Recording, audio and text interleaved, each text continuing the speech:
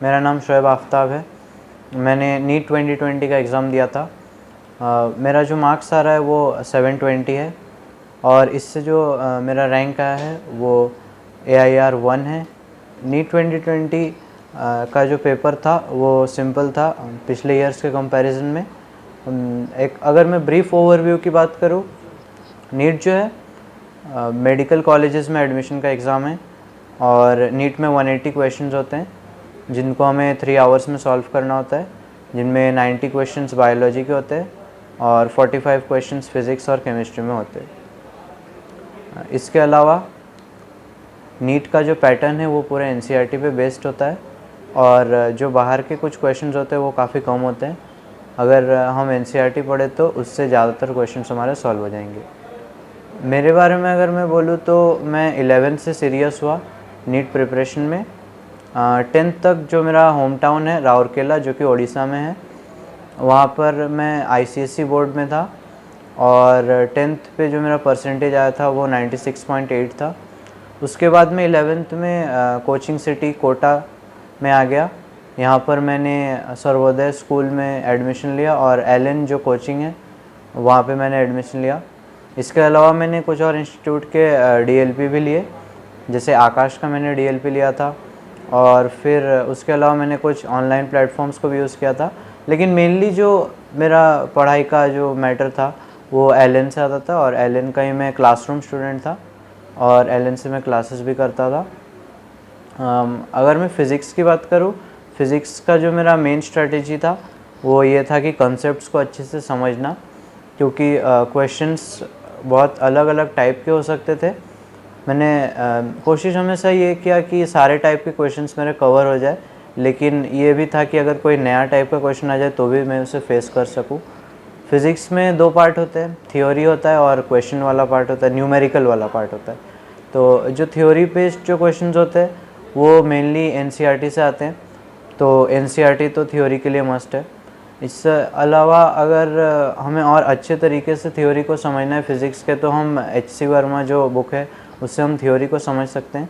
लेकिन उसके जो न्यूमेरिकल्स है वो सिर्फ एम्स में आते थे, अब एम्स बंद हो चुका तो उसके न्यूमेरिकल्स करने की कोई ज़रूरत नहीं। और उसके अलावा क्वेश्चन प्रैक्टिस, जो न्यूमेरिकल बेस्ड जो क्वेश्चंस होते हैं उनके लिए मैं यही रिकमेंड करूँगा कि आप प्रीवियस ईयर्स के क्वेश्चंस अच्छे से कर लीजिए। और उसके अलावा जो भी आपका कोचिंग है, चाहे वो LN हो, चाहे आकाश हो या कोई और हो, अब उनके कोचिंग के अच्छे से जो क्वेश्चंस दिए हुए हैं वो सब अच्छे से कर लीजिए। हर एक टॉपिक पे क्वेश्चन करना इम्पॉर्टेंट है, क्योंकि क्वेश्चन अब जैसे जैसे नीट का पेपर इजी होते जा रहा है वैसे क्वेश्चंस कहीं से भी आ सकते हैं। मेनली अब फोकस थ्योरी वाले पार्ट के क्वेश्चंस पे भी शिफ्ट हो रहा है और मेनली जो 12th की NCERT है फ़िज़िक्स में वो और ज़्यादा इम्पॉर्टेंट है मेरे हिसाब से। इसलिए मैंने 11th की NCERT को बस रीडिंग जैसा पढ़ा था और जबकि 12th की NCERT जो बोर्ड में भी हमारे काम आती है, तो इसलिए मैंने उसको अच्छे से याद भी किया था और जो जो इम्पोर्टेंट पॉइंट्स है उनको मैंने समझा भी। और NCERT के कुछ लाइंस थे जहाँ से डायरेक्ट क्वेश्चंस बन सकते थे, वो सबको मैंने अच्छे से पढ़ा था। उसके बाद जो न्यूमेरिकल बेस्ड क्वेश्चंस होते हैं उनके लिए बहुत प्रैक्टिस ज़रूरी है। फ़िज़िक्स जो मेरा स्ट्रॉन्ग पार्ट है इसलिए मैं उस पर ज़्यादा ध्यान नहीं देता था और सबसे कम टाइम मेरा फ़िज़िक्स में ही जाता था। और इसके अलावा LN में SRG जो ग्रुप है वहाँ पे एक्स्ट्रा फ़िज़िक्स के मटेरियल्स मिलते थे जो कि बहुत हाई लेवल के थे, जिससे मैं हम JEE मेंस या JEE एडवांस के क्वेश्चंस भी सॉल्व कर सके, उनको भी मैं कर लेता था। और फिज़िक्स के कुछ चैप्टर्स इंपॉर्टेंट हैं नीट के पॉइंट ऑफ व्यू से, जैसे थर्मोडाइनमिक्स जिसमें बहुत ज़्यादा वेटेज होता है। कुछ और भी चैप्टर्स है UND जो छोटे हैं लेकिन उनमें से क्वेश्चंस आने की प्रोबेबिलिटी बहुत ज़्यादा रहती है। UND है, ऑल्टरनेटिंग करंट है और भी ऐसे कुछ टॉपिक्स है। और फिज़िक्स में हमेशा ये रहता था कि सारे टॉपिक्स को ही मैं इक्वल वेटेज दूं और जो टॉपिक्स इंपॉर्टेंट है उनको थोड़ा ज़्यादा बस। और फिर जब मैं केमिस्ट्री की स्ट्रेटेजी की बात करूँगा, केमिस्ट्री में 3 पार्ट्स हैं, फिज़िकल केमिस्ट्री, इनऑर्गेनिक केमिस्ट्री और ऑर्गेनिक केमिस्ट्री। फिज़िकल केमिस्ट्री की अगर मैं बात करूँ तो थ्योरी बेस्ड क्वेश्चंस बहुत रेयरली पूछे जाते हैं और मेनली न्यूमेरिकल बेस्ड क्वेश्चंस पूछे जाते हैं। और न्यूमेरिकल बेस्ड क्वेश्चंस के लिए मैं यही रिकमेंड करूँगा कि आप अपने कोचिंग मटेरियल जो भी हो, जैसे मेरा LN था उसका ही अच्छे से करो और प्रीवियस ईयर के क्वेश्चंस आप अच्छे से प्रैक्टिस कर लीजिए। हर एक टॉपिक पे और हर एक टाइप के क्वेश्चंस करना इम्पॉर्टेंट है, और इससे क्या होगा कि कोई भी अगर टाइप के क्वेश्चंस आए तो हम उसे फेस कर सकें। और थ्योरी वाले जो क्वेश्चंस होते हैं फिज़िकल केमिस्ट्री में वो बहुत प्रेडिक्टेबल होते हैं, क्योंकि वो सेम चैप्टर से पूछे जा रहे हैं। जैसे कुछ चैप्टर्स है, सॉल्यूशंस हो गया, उसमें से थोड़ा बहुत थ्योरी का पूछा जा सकता है। और एक दो है एनसीईआरटी फ़िज़िकल केमिस्ट्री के लिए मैं इम्पॉर्टेंट उतना नहीं समझता, लेकिन इनऑर्गेनिक और ऑर्गेनिक की एनसीईआरटी बहुत इम्पॉर्टेंट है। फ़िज़िकल केमिस्ट्री के लिए एक और बुक आती है नरेंद्र अवस्थी, जो कि मैंने सॉल्व किया था, लेकिन जब एम्स कैंसिल हो गया तो मैंने उसे फिर से सॉल्व नहीं किया। मैंने एक बार सॉल्व करा था, और फिर एम्स कैंसिल होने के बाद उतना इम्पॉर्टेंट नहीं है कि आप हाई लेवल के क्वेश्चंस करो। जनरली जो नीट लेवल के क्वेश्चंस होते हैं जो कोचिंग के मॉड्यूल्स में दिए जाते हैं उतना तक ही करना सही है। और जब मैं इनऑर्गेनिक केमिस्ट्री की बात करूँगा तो वहाँ पे थ्योरी बेस्ड क्वेश्चंस ही होते हैं, तो उसके लिए एनसीईआरटी बहुत इंपॉर्टेंट है। हर एक चैप्टर की एनसीईआरटी के अलावा या तो कोचिंग में जो नोट्स दिए जाए वो आप पढ़ लीजिए, या फिर अगर आप सेल्फ स्टडी करते हो तो आप खुद से नोट्स बनाओ, क्योंकि उससे क्या है कि जो थ्योरी बेस्ड जो क्वेश्चंस होते हैं वो इजीली हो जाएंगे। मेनली बार बार रिपीट होते हैं इनऑर्गेनिक के क्वेश्चंस, और बहुत आसान भी होते हैं वो, डायरेक्ट एनसीईआरटी के लाइन से क्वेश्चंस आ जाते हैं इनऑर्गेनिक के। तो एनसीईआरटी मेन है इनऑर्गेनिक केमिस्ट्री के लिए। इसके अलावा वीके जायसवाल की एक बुक है, उसको आप कर सकते हैं, लेकिन वो जब एम्स होता था तो उसी पॉइंट तक इम्पॉर्टेंट था। इनऑर्गेनिक के लिए मैं एनसीईआरटी रिकमेंड करूँगा। ऑर्गेनिक के लिए ये कि जो ऑर्गेनिक में जो कुछ जितने भी चैप्टर्स है, जितने ऑर्गेनिक कंपाउंड्स के यूजेस वाले पार्ट्स है उनको आप अच्छे से याद कर लो। और फिर कुछ पार्ट्स है जैसे पेपर क्रोमेटोग्राफी वाला सेक्शन है, qualitative and quantitative analysis of compounds वो वाला सेक्शन है। फिर जितने कुछ थ्योरेटिकल चैप्टर्स भी ऑर्गेनिक में, जैसे कि एनवायरमेंटल केमिस्ट्री है, एनवायरमेंटल केमिस्ट्री के अलावा biomolecules, chemistry in everyday life, ये सब जो चैप्टर्स होते हैं ये सब चैप्टर्स थ्योरेटिकल है। पॉलीमर्स है, ये सबको हमें अच्छे से याद कर लेना है। इनफैक्ट आपको हर एक एनसीईआरटी की लाइन से याद हो तो और बेटर है, क्योंकि नीट में ऑलमोस्ट एनसीईआरटी की लाइन से ही पूछे जाते हैं क्वेश्चंस। और बाकी जो चैप्टर्स है जिनमें रिएक्शंस होते हैं उनमें रिएक्शंस की मैकेनिज़्म पता होना चाहिए, क्योंकि कहीं भी इंटरमीडिएट्स, उनके जो इंटरमीडिएट्स होते हैं वो इम्पॉर्टेंट है। मैकेनिज़्म याद हो ज़रूरी नहीं है, बस पता होना चाहिए। और जो नेम रिएक्शंस है उनको अच्छे से पढ़ना होता है। और ऑर्गेनिक में बस इतना ही। इसके अलावा एमएस चौहान बोल के एक बुक है, उसको भी आप कर सकते हैं, लेकिन वो उतना इम्पॉर्टेंट नहीं है। जब एम्स था वो ज़्यादा इम्पॉर्टेंट था वो करना। और फिर हम बायो पे आते हैं। बायोलॉजी जो है मेरा थोड़ा वीक था, तो इसलिए ज़्यादातर टाइम मेरा बायोलॉजी में ही जाता था। बायोलॉजी में थियोरेटिकल बेस्ड होते हैं सारे ही, न्यूमेरिकल कुछ होता नहीं है उसमें, तो इसलिए बायोलॉजी में हमें सारा याद करना पड़ेगा। और उस पर मैं मेनली एनसीईआरटी पे फोकस करता था। जब एम्स था तो मैंने कोचिंग के मॉड्यूल्स भी किए थे, और उसके अलावा जो जो टॉपिक्स मेरे वीक थे उस पर मैंने और कुछ भी बुक्स पढ़े, जैसे ट्रूमैन वगैरह। लेकिन ये तब तक ही था जब एम्स था। जैसे ही एम्स कैंसिल हुआ तब से मैंने ये सारे बंद किए, और फिर मैंने एनसीईआरटी पे फोकस किया।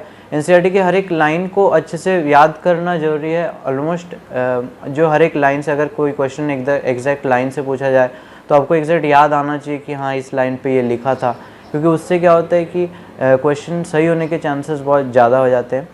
और एनसीईआरटी को अच्छे से पढ़ लेना है, बायो में बहुत इंपॉर्टेंट है, और उनके मीनिंग को भी समझना है। इस काम के लिए आप कोचिंग मॉड्यूल्स को यूज़ कर सकते हो कि एनसीईआरटी में जो लाइंस लिखे हैं उसके आप मीनिंग को एग्जैक्ट अच्छी तरीके से समझो, उसके बारे में और थोड़ा पढ़ो। हम बहुत ज़्यादा डेविएट नहीं कर सकते, जैसे कि एम्स जब था तब तो हम बहुत ज़्यादा एक्स्ट्रा पढ़ सकते थे बायो के लिए, लेकिन बायो में जो दो सेक्शंस है, बॉटनी है और जूलॉजी, जनरली जूलॉजी से ही जो बाहर के क्वेश्चंस पूछे जाते हैं। बॉटनी वाले पार्ट से उतना बाहर के क्वेश्चंस नहीं पूछे जाते। जूलॉजी में जैसे ह्यूमन फिजियो वाला पार्ट है, उसमें से ज़्यादातर क्वेश्चंस एम्बिगियस भी आ रहे हैं, तो मैंने उसके लिए और भी कुछ एडवांस्ड जो किताबें हैं वो सब पढ़ा था मैंने, ट्रूमैन वगैरह, लेकिन वो उतना यूज़ नहीं आया, और अभी और फ़ायदेमंद भी नहीं है, क्योंकि अब एम्स कैंसिल हो चुका है। तो बेटर यही है कि आप एनसीईआरटी को ही पढ़ो और एनसीईआरटी के मतलब को अच्छे से समझो, उनके एग्जाम्पल्स भी बहुत लोग कोचिंग मॉड्यूल से करते हैं, लेकिन वो एकदम इम्पॉर्टेंट नहीं होते। मेरे हिसाब से आपको सिर्फ जो एनसीईआरटी में एग्जाम्पल्स दिए वही अच्छे से याद होने चाहिए। कुछ टॉपिक्स है जैसे मॉर्फोलॉजी, एनाटॉमी है, उनके लिए चार्ट्स बनाना बेटर है, जैसे एनिमल डाइवर्सिटी है, प्लांट डाइवर्सिटी है, ये सब एग्जैक्ट याद करना थोड़ा मुश्किल हो सकता है, थ्योरी वाले पार्ट से याद करने से कन्फ्यूजन हो सकती है। तो इसलिए मैंने बहुत सारे चार्ट्स उसके बनाए थे। उन चार्ट्स को मैंने अब मेरा जो स्टडी रूम के जो वाल्स पे चिपका दिए और फिर मैं वहीं से पढ़ता था। पीरियोडिक टेबल भी मैंने चिपकाया था, जैसा कि इस साल क्वेश्चन भी आया था एक पीरियोडिक टेबल पे, जो कि नेम्स पे बेस्ड था, और 7th पीरियड के नेम्स जो कि जनरली पढ़ाए नहीं जाते, लेकिन वहाँ से क्वेश्चन आया था, तो वो पीरियोडिक टेबल था मेरे घर के वॉल्स पे, तो इसलिए वो सही हुआ। तो इम्पॉर्टेंट ये है कि आप ज़्यादातर चीज़ों के चार्ट्स बनाओ। कोई चीज़ आपको अगर समझ नहीं आती है तो आप अपने टीचर से पूछो, उसके बारे में शॉर्ट नोट्स आप बना सकते हैं। मैं बहुत शॉर्ट नोट्स बनाता था, फिज़िक्स में भी मैं बहुत शॉर्ट नोट्स बनाता था। अगर कोई एक टाइप के प्रॉब्लम्स जो होते हैं उनको अगर मुझे सॉल्व करने में प्रॉब्लम आ रही है तो मैं उस पर बहुत सारे शॉर्ट नोट्स बनाता था। फिर नीट का जो लेवल है वो धीरे धीरे इजी होते जा रहा है, लेकिन हमें हमेशा प्रिपेयर रहना है कि अगर वो थोड़ा हार्ड भी आए तो हमें प्रिपेयर करना है उसके अकॉर्डिंग। आने वाले जो नीट 2021 के जो एस्पिरेंट्स है उनको मैं ये रेकमेंड करना चाहूँगा कि वो कोई भी प्रॉब्लम्स है, जैसे इस साल कोरोना का प्रॉब्लम हुआ था, तो आप अपने जो पाथ से डेविएट मत होना। आप अगर अपने गोल पे फोकस्ड रहते हो तो फिर आपको सक्सेस पाने से कोई नहीं रोकेगा। और मैं ये कहूँगा कि चाहे जितने भी मुश्किल आए, आप अपने पाथ पे ही रहना है और फोकस्ड रहना है और डिस्ट्रैक्ट नहीं होना।